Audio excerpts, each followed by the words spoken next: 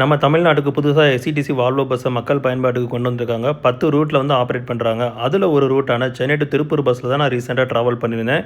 இந்த Volvo bus பார்த்தீங்கன்னா B8R வகையை சேர்ந்ததுங்க. மொத்தமாக 51 சீட்டிங் கெப்பாசிட்டிங் கொண்ட இந்த பஸ்ஸில் எக்ஸ்டீரியரும் சரி இன்டீரியரும் சரி மாஸாகவும் கிளாஸாகவும் இருந்துச்சு. டெய்லி நைட்டு 9:30க்கு கிளாம்பாக்கம்லேருந்து கிளம்புற bus Salem bypass, Sankagiri bypass, Bhavani bypass வழியாக ஈரோடு வந்து அங்கேருந்து பெருந்துறை, ஊத்துக்குளி வழியாக நெக்ஸ்ட் டே மார்னிங் 6:30க்கு வந்து திருப்பூர் போகுது.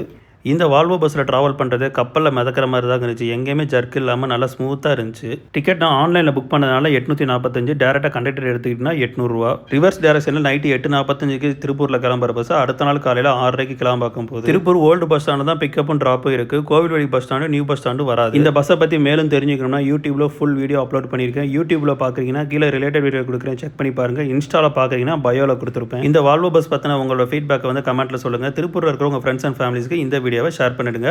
Ta-da!